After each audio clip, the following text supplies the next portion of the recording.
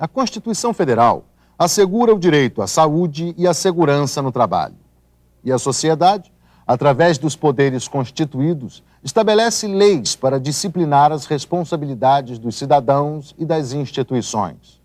Em relação à segurança e à saúde, cabe ao empregador manter os locais de trabalho protegidos contra riscos, adotando medidas de segurança que eliminem ou neutralizem a insalubridade e os acidentes de trabalho. As responsabilidades quanto à gestão das questões de segurança nas atividades portuárias foram definidas através da Lei nº 8.630 e da norma regulamentadora de segurança e saúde no trabalho portuário, a NR 29. Para compreender como funciona o trabalho portuário, é necessário entender um pouco dessa legislação. A Lei de número 8.630 é o regime jurídico que dispõe sobre a operação e exploração portuária no Brasil. Esse dispositivo determina que os portos operem mediante duas modalidades, as de uso público e as de uso privado. A instalação de uso público é denominada de porto organizado e está sob jurisdição de uma autoridade portuária. Atualmente, no Brasil, existem 46 portos organizados que atendem às necessidades de navegação, de movimentação e armazenagem de mercadorias. Através de arrendamento celebrado com esta autoridade, partes das áreas do porto organizado podem ser concedidas para particulares e portos novos podem ser construídos fora da área do porto organizado. São os denominados terminais privativos. O porto organizado, ele pode ter o cais público, onde os operadores portuários, qualquer um deles, podem movimentar cargas, sem preferência. E temos também as instalações portuárias de uso público e instalações portuárias de uso privativo. Essas instalações portuárias, dentro da área do porto organizado, as empresas que se interessarem, elas participam de uma licitação e a vencedora, através de um contrato de arrendamento, passa a explorar uma determinada área dentro do porto, certo? Pode explorar um simples armazém ou também o próprio local de atracação do navio, ou ambos. Isso depende da forma como foi arrendada a determinada área para essa empresa. E sendo uma instalação portuária de uso, digamos, privativo, né, de acordo com o contrato, ela pode movimentar exclusivamente carga própria e também carga de terceiros. E ela tem a preferência no local de atracação ou exclusividade, conforme, como acabei de dizer, o contrato de arrendamento. Na instalação portuária de uso público, significa que esta empresa pode explorar aquela instalação de uso público. Então, as demais operadoras portuárias, de acordo com o que dispuser o regulamento de exploração do porto e também o contrato de arrendamento, poderá também movimentar carga naquela área. Mas a exploração cabe a esta empresa, que, através do contrato de arrendamento. A operação portuária é a de movimentação e armazenagem de mercadorias destinadas ou provenientes de transporte aquaviário, realizada nos portos organizados por operadores portuários. O operador portuário é uma figura jurídica criada pela Lei 8.630, que tem como principal função executar as operações portuárias dentro da área do porto organizado. A atividade do operador portuário se inicia a partir do momento do contato do cliente com o operador para a realização das operações. Então, o operador, na realidade, ele faz até toda a logística das operações portuárias. E esse cliente pode ser tanto o armador quanto o exportador ou o importador. Para realizar estes serviços, os operadores portuários deverão contratar trabalhadores portuários contratados por tempo indeterminado ou trabalhadores portuários avulsos, chamados de TPA. Por serem os operadores portuários os empregadores no setor portuário, eles são os responsáveis em fazer a gestão dos fatores de riscos no ambiente de trabalho. Assim, eles ficam encarregados pela implantação dos programas de prevenção de riscos, de programas de controle médico e saúde ocupacional e de treinamento dos trabalhadores.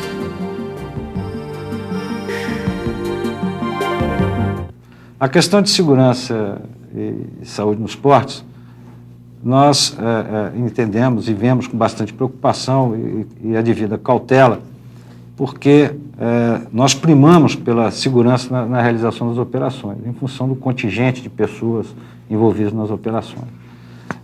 Ações estão sendo feitas junto ao órgão gestor de mão de obra para que a gente busque atenuar os problemas de acidente de trabalho que existe hoje na área portuária. Uma das linhas de atuação da FENOP, na questão de segurança de trabalho, é a participação efetiva nas comissões tripartites que diz respeito à NR29, nas discussões junto com outros setores empresariais e juntamente com os trabalhadores, no sentido de a gente buscar cada vez mais um aperfeiçoamento através do debate amplo com todos os setores envolvidos, de modo que a gente possa aprimorar e aperfeiçoar a norma regulamentadora de segurança e medicina e higiene do trabalho portuário.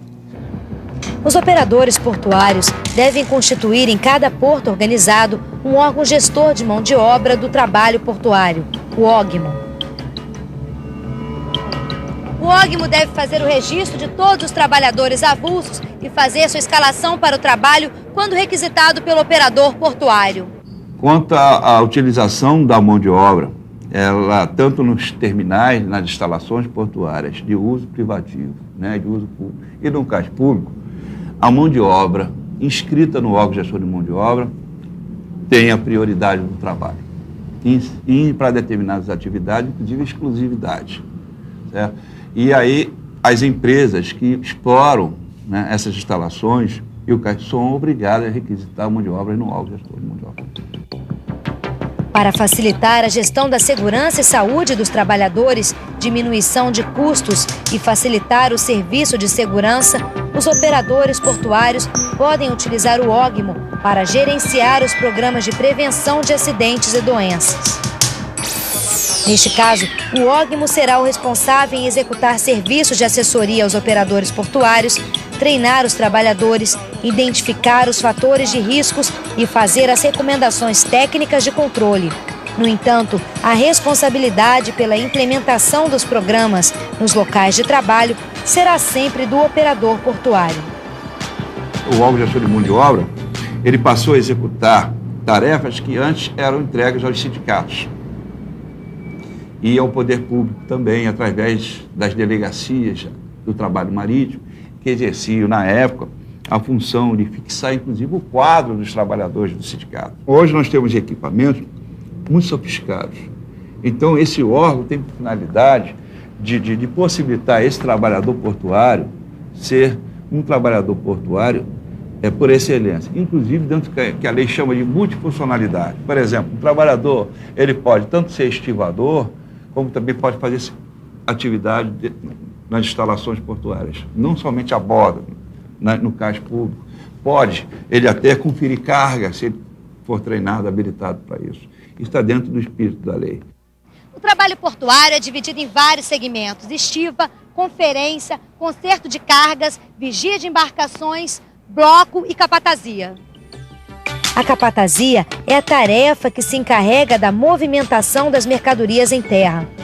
Compreende o recebimento, conferência, transporte interno, abertura de volumes para a conferência aduaneira, manipulação, arrumação, entrega, operação de máquinas e guindastes de terra e também o carregamento e a descarga de embarcações. Em alguns portos, essa atividade é realizada pela categoria dos arrumadores. A estiva movimenta as mercadorias nos convéses ou nos porões das embarcações.